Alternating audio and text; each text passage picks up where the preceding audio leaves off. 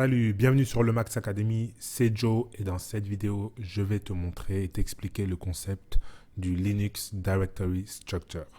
Et là, j'ai laissé en anglais parce que c'est comme ça que les gens appellent ça, pour que tu puisses toujours être habitué aux mots anglais. Donc, en fait, c'est comme dans tous les autres ordinateurs, hein.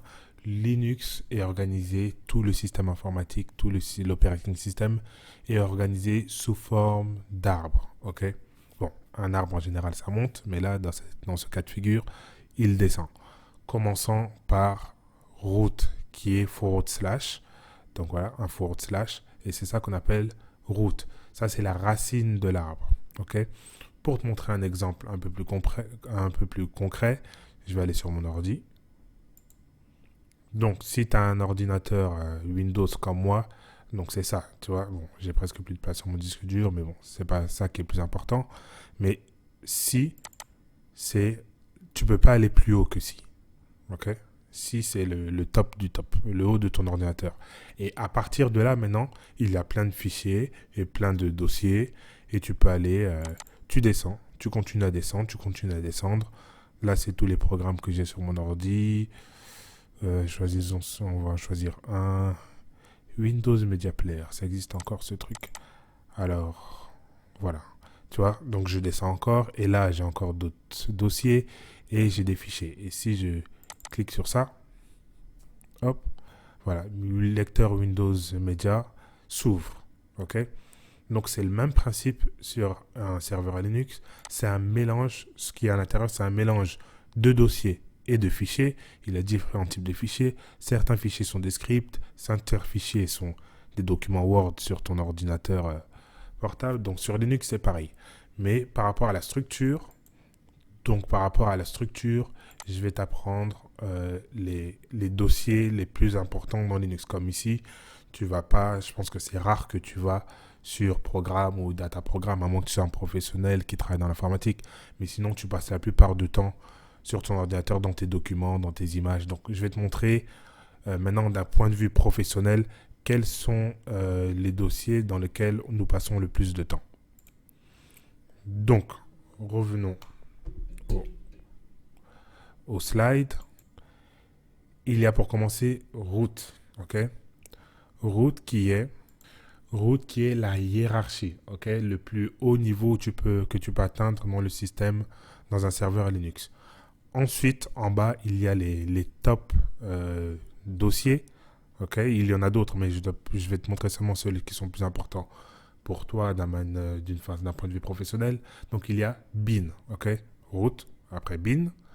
Donc, bin, c'est là où il y a des programmes. Donc, comme tu vois, chaque commande dans Linux, il y aura des commandes que je vais t'apprendre, que tu tapes ls, pwd. Dès que tu tapes ça et que tu appuies entrée, c'est un script, c'est un programme qui s'exécute. Comme là, je ne sais pas si tu étais au courant, mais j'espère que tu as pu apprendre quelque chose. Lecteur Windows Media, en fait, c'est un fichier qui est sur ton ordinateur. Donc, quand tu cliques sur ce fichier, le programme s'exécute. Donc, ici, bin, c'est où on a la plupart des programmes de base de ton système serveur Linux. Ok. Maintenant, etc. etc. Là, ça, c'est le dossier des fichiers de configuration système. Donc, dans etc, c'est là que tu vas trouver la plupart des fichiers qui aident à la configuration de ton serveur Linux. Comme, par exemple, ton hostname. Donc, dans etc, tu peux trouver ton hostname, tu peux trouver des informations sur ton réseau. Donc, tout ça, c'est dans etc. Home.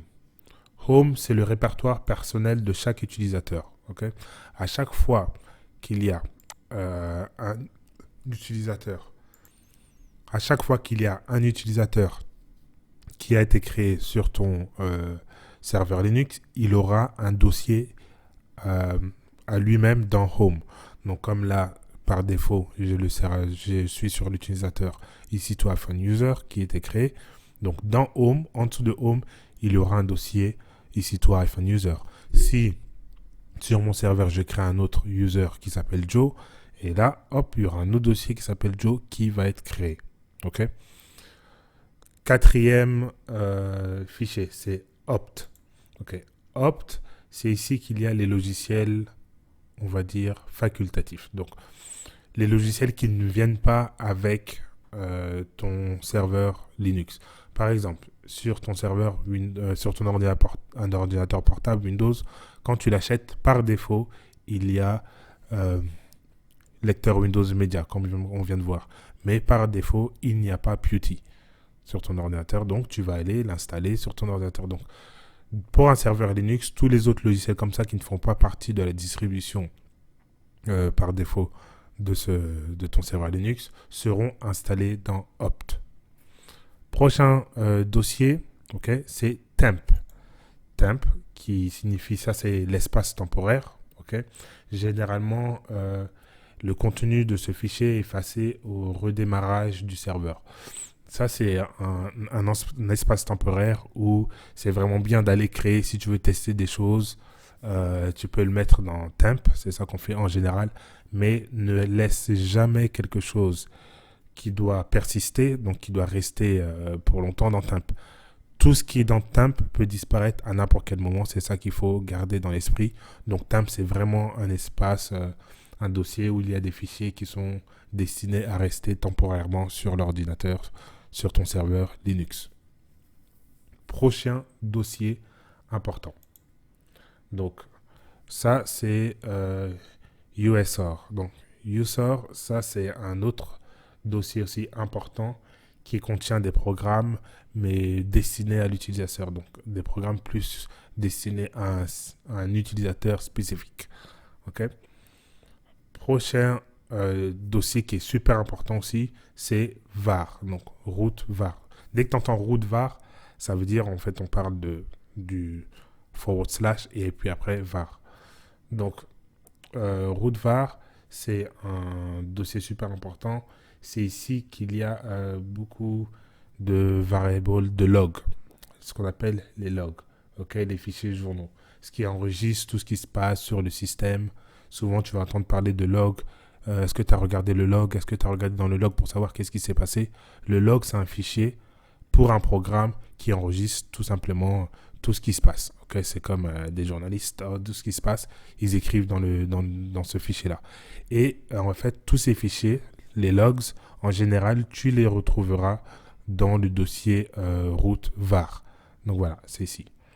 Donc voilà pour la structure, voilà les top dossiers les plus importants dans un serveur Linux, et c'est ce qu'on appelle le Linux Directory Structure.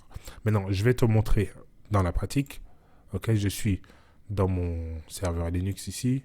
Je vais agrandir un peu. Voilà. Donc, première commande, ok.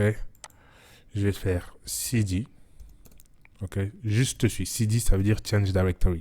C'est ça que tu utilises pour te déplacer. Mais la prochaine vidéo, je vais t'expliquer comment tu vas faire pour te repérer et te déplacer dans un serveur Linux. Donc, je tape cd ls. Ok. Donc là, j'ai fait me déplacer sur route.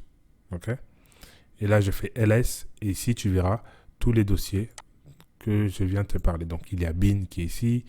Il y a etc qui est ici. Il y a home ici. Il y a opt. Il y a temp.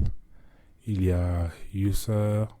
Et il y a var. Okay. Après, il y a d'autres dossiers selon la famille de serveur Linux que tu utilises. Il peut avoir des dossiers de différents noms. Mais ça, c'est les dossiers qui reviennent la plupart du temps, si ce n'est à chaque fois. OK?